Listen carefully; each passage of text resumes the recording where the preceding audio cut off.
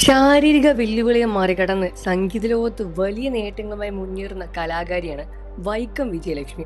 ലളിതമായ ഭാഷയിൽ പറഞ്ഞാൽ പുതുതലമുറയ്ക്ക് പ്രചോദനമായ വ്യക്തിത്വം. അവരുടെ പാട്ടിനെ സ്നേഹിക്കാത്തവർ സൗത്ത് ഇന്ത്യയിൽ ഇല്ലെന്ന് വേണമെങ്കിൽ പറയാൻ സാധിക്കും. തെന്നിന്ത്യ ഒട്ടാകെ അറിയപ്പെടുകയും ലക്ഷങ്ങൾ ആരാധകരും ഗായകങ്ങളും തിരക്കെ എളിമയും നിഷ്കളങ്കയുമായ ഗായികയുടെ ജീവിതമാണത്. തമിഴിലും മലയാളത്തിലും പിന്നണി ഗായിക രംഗത്ത് സജീവമായി നിൽക്കുന്ന താരം സ്റ്റേജ് ഷോകളിലും സജീവം തന്നെയാണ്. 2018 വിജയലക്ഷ്മിയുടെ വിവാഹം. മിമിക്രി കലാകാരനായ അനൂപാണ് താരത്തെ വിവാഹം ചെയ്തത്. ഇന്റീരിയർ ഡിസൈൻ കോൺട്രാക്ടർ കൂടിയാണ് അനൂപിന്. രണ്ടുപേരും കലാരംഗത്ത് പ്രവർത്തിക്കുന്നതിൽ പരസ്പരം പിന്തുണ നൽകി ജീവിതം മുന്നോട്ട് നയിക്കണമെന്ന പ്രതീക്ഷയോടെയാണ് വിജയലക്ഷ്മി വിവാഹത്തിന് സമ്മതിച്ചത്.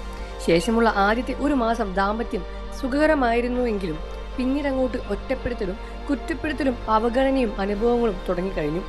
ശേഷം താരം വിവാഹമോചനം നേടി. ഇപ്പോൾ ഇതാ ദാമ്പത്യ ജീവിതത്തിൽ താൻ അനുഭവിച്ച കാര്യങ്ങൾ വെളിപ്പെടുത്തിയിരിക്കുകയാണ് വൈക്കം വിജയലക്ഷ്മി. അഡ്ജസ്റ്റ് ചെയ്യാൻ പരമാവധി ശ്രമിച്ചുവെന്ന് ഗായിക പറഞ്ഞു. ചുള്ളിക്കാട് നുള്ളിക്കാട് തല്ലിക്കൊണ്ട് തള്ളയെ എന്നൊരു പഴഞ്ചൊല്ലി മലയാളത്തിലുണ്ട്.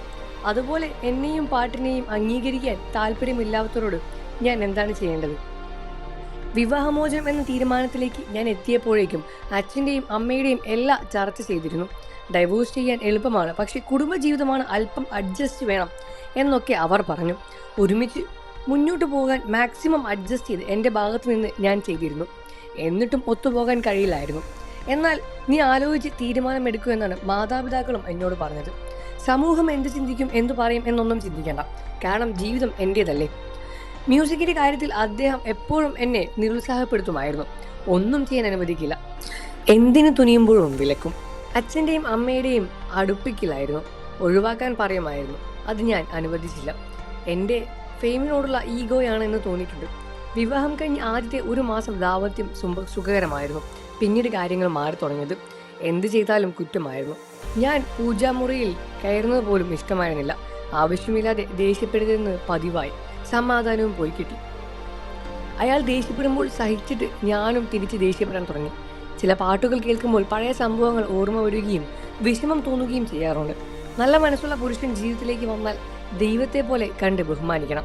അല്ലാതെ ദേഷ്യമുള്ളതും ഒഴിവാക്കാനുമായി ഓവറായി എക്സാജറേറ്റ് ചെയ്ത് കാണിക്കുന്ന വ്യക്തി പങ്കാളിയായി വരികയാണെങ്കിൽ അടിമയായി അവിടെ നിൽക്കേണ്ട കാര്യമില്ല. നോ പറഞ്ഞ് ഗഡ്സ് കാണിക്കണം എന്നാണ് വിജയലക്ഷ്മി പറഞ്ഞത്. കാഴ്ചയില്ലാത്തത് ചിലപ്പോഴൊക്കെ എന്നെ വിഷമിപ്പിക്കാറുണ്ടെന്നും ഗായിക പറഞ്ഞു.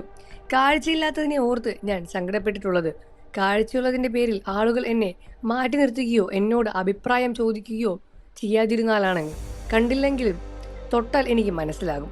അത് ചെയ്യാതെ എന്നെ അവഗണിക്കാൻ സങ്കടം വരും. മാത്രവുമല്ല അയാളുമായി എപ്പോഴും വഴക്കുണ്ടാക്കാറുണ്ട് എന്നും താരം തുറന്നു പറയുകയാണ്. നിങ്ങൾക്ക് വൈക്കം വിജയലക്ഷ്മി ഇഷ്ടമാണെന്ന കാര്യം വീഡിയോയ്ക്ക് താഴെ കമൻറ്റ് ചെയ്ത് പറയുക. വാർത്തകളും വിശേഷവും എത്രയും പെട്ടെന്ന് അറിയാൻ നമ്മുടെ വീഡിയോ ഒന്ന് ലൈക്ക് ചെയ്ത് ചാനൽ സബ്സ്ക്രൈബ് ചെയ്ത് സപ്പോർട്ട് ചെയ്യണം ഫ്രണ്ട്സ്.